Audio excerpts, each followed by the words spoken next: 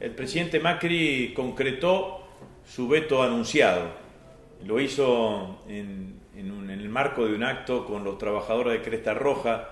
Parecía un acto de mezcla de cinismo y sadismo, anunciar una medida claramente contra los trabajadores en un acto con los trabajadores. Bastan ver las imágenes gráficas o visuales de ese acto para ver la cara de angustia, de preocupación, de incomodidad que expresaban los trabajadores de Cresta Rojas, obligados a estar junto con el presidente Macri en ese momento, en esa decisión. Finalmente, la ley que se aprobó contó con la totalidad del consenso de las fuerzas políticas opositoras, lo cual es un dato político de relevancia.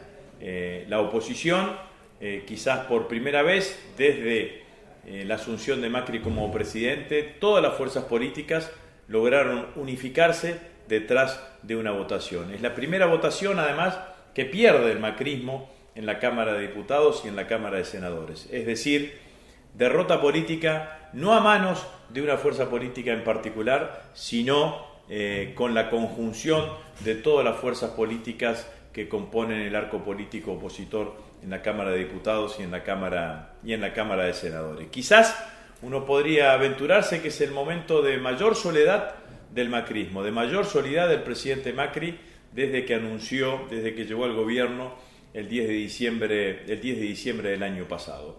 Lamentamos profundamente esta decisión.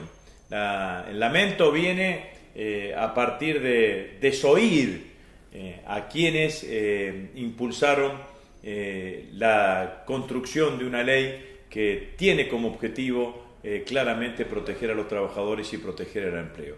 El presidente y el gobierno no leyó ni se sintió interpelado por esa enorme movilización del 29 de abril, en donde los trabajadores, muchos de ellos seguramente votantes macristas, el 22 de noviembre del año pasado, le solicitaron que proteja el empleo, que termine con los despidos, que proteja el poder adquisitivo del salario. Tampoco leyó que el conjunto de las fuerzas opositoras le estaban diciendo esto, inclusive algunos opositores que hasta hace pocos meses, hace un mes y medio atrás, 2 meses atrás, le prestaron el número, su mano, su voto y su voz para que pudiese pagarle a los fondos buitres ese hecho claramente ignominioso. Macri está solo. Macri no lee, no interpreta lo que la realidad política le reclama. Los trabajadores argentinos, el pueblo argentino empieza a sentirse más acompañado por su dirigencia. Su dirigencia leyó que había que hacer algo y que había que transmitir claramente una señal.